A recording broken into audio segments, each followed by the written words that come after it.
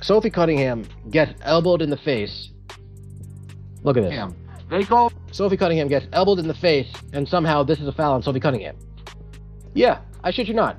Sophie Cunningham gets elbowed in the face, and they somehow call this a foul on Sophie Cunningham. The worst part is, these dummies, these stooge referees, reviewed this play too, and still came to the conclusion that the foul is on Sophie Cunningham.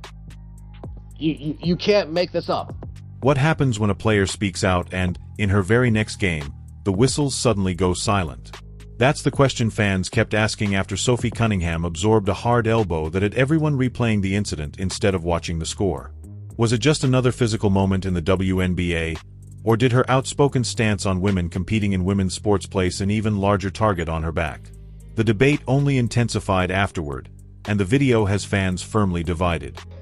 So we have Cheryl Reeve opening up about this Sophie Cunningham situation. If you guys don't know, this thing has been really hitting the fan. Now, Cheryl Reeve made some comments about Sophie Cunningham yesterday in her pre-press conference, and today she followed it up with speaking to Sophie before the game. Now, there was a photo that has been floating around online of these two talking before the game. Let me get it pulled up for you guys.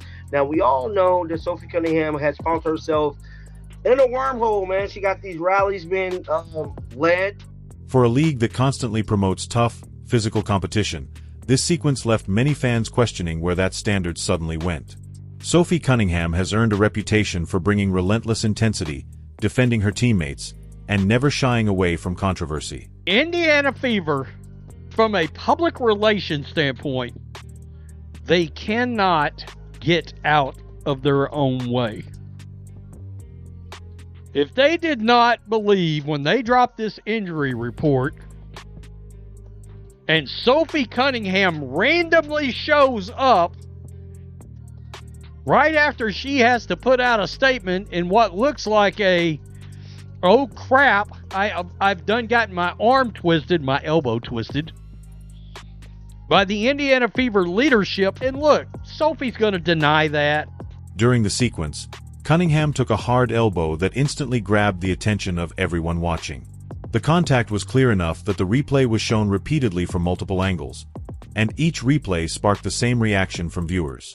Comments by Indiana Fever's Sophie Cunningham sparked a pregame clash between fans outside the Moda Center tonight. Fox 12's Michaela Armstrong spoke to protesters about the bigger debate they say her comments have reignited. This is what people be talking about, man. The manufactured MVP, bro. When you actually watch these games and not just look at the box score or just look at, the highlights, you get to and be like, oh yeah, these referees, this company, like, we see something ain't right. Surely this was the moment when the whistle would finally blow. Instead, there was nothing.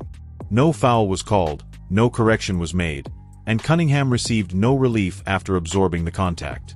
That decision immediately shifted the focus away from the game itself and directly onto the officiating. It's been a heated exchange that took place between these two. Now, Cheryl Reeve did have on a very intimidating t-shirt that we're not even going to dive into because I'm really tired of talking about this whole situation at this point. Like, I feel where Sophie was coming from. I just never thought in a million years this thing could just boil over the way it has, and I don't think it's going to go away anytime soon. Now, with that being said, Cheryl Reeve spoke to the media, and Olivia Miles did too, and Olivia Miles is straight bragging about being Caleb. Fans were not arguing over whether the contact actually happened because the replay made that part unmistakably clear. Instead, the debate centered on something entirely different. How could the officials review the play, watch the exact same footage everyone else had seen, and still decide that no foul had taken place? That question spread across social media almost instantly, becoming even more heated because of everything surrounding Cunningham over the past few weeks. Her comments about women competing in women's sports had already made her one of the league's most talked about players. Supporters applauded her for expressing what they believed many athletes were unwilling to say publicly, while critics insisted her remarks deserved criticism. Regardless of which side people supported, one fact was impossible to ignore. Sophie Cunningham had become one of the WNBA's biggest lightning rods for controversy. That is exactly why this incident drew so much attention. For many fans, it was no longer just about a missed whistle. It raised a much bigger question of whether Cunningham was now being officiated differently because of the spotlight surrounding her. Whether that perception is accurate or not, it has continued to gain momentum each time another close decision appears to go against her. Naturally, officiating mistakes happen in every professional sport. Referees are human, games move at an incredible pace, and missed calls are simply part of basketball. But what frustrates fans is when a play looks obvious even after being viewed from multiple replay angles, yet the ruling never changes. That is the point where frustration quickly turns into suspicion, and suspicion has a way of creating debates that can overshadow the game itself. Coach, there was an anti-trans rally for the game, inspired by a WNBA player. As a member of the LGBTQ plus community and in your workplace, what was your reaction knowing that this was happening right outside of your door? Yeah, I mean, Seattle and this organization and Climate Pledge, like, we always want to be an area where people feel welcome coming into this building. I think we've always done a really good job with that. So I know our organization was, working closely with Climate Pledge and with security to just make sure that, everybody feels safe and included and well. Whether this was simply another missed call or just unfortunate timing is something fans will continue to view differently. Even so, one thing is difficult to ignore. Every controversial decision involving Sophie Cunningham now draws far more attention because of everything that has happened away from the court. If moments like this continue to occur, the league could find itself spending more time responding to questions about officiating than celebrating the basketball on the floor. What makes this situation even more significant is that the story did not end with a single controversial hit on Cunningham.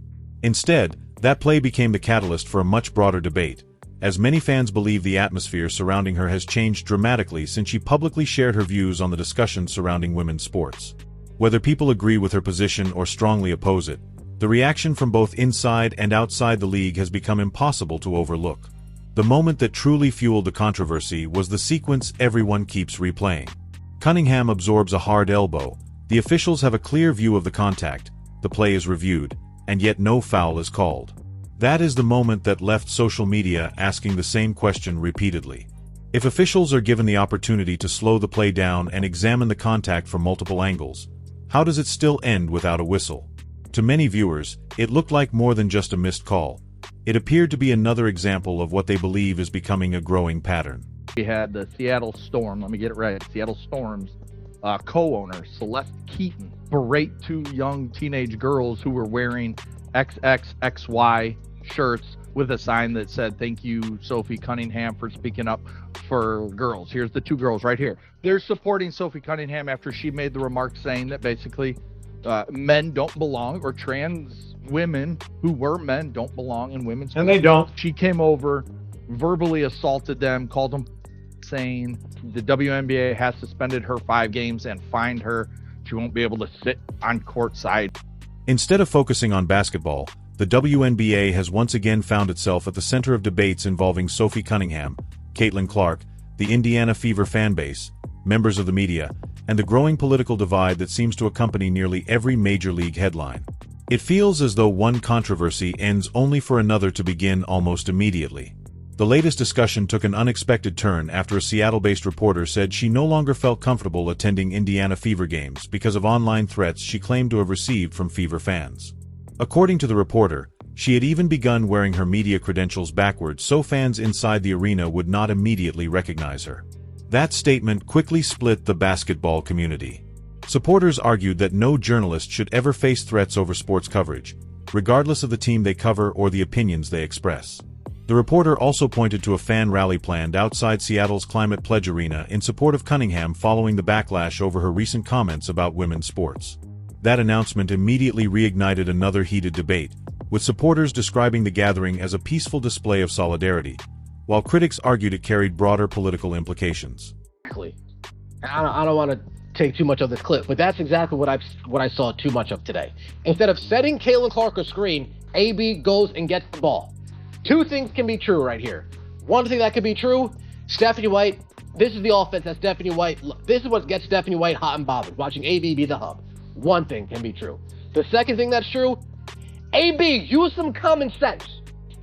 You have basketball IQ, right? I don't want to insult you and say you don't have you have basketball IQ? Then you should know better. Get out the way or set a screen. Those are your two options. Get out the way or set a screen so Caitlin Clark can set you up for an easy finish. Once again, the basketball itself became almost an afterthought. The conversation shifted away from statistics, standings, and performances, moving instead toward rallies, social media reactions, and opposing views about what Cunningham represents. To some fans, she has become a player willing to express opinions that others are hesitant to share publicly. To others, her comments went too far and crossed a boundary they strongly disagree with. No matter where people stand on the issue, one thing is clear.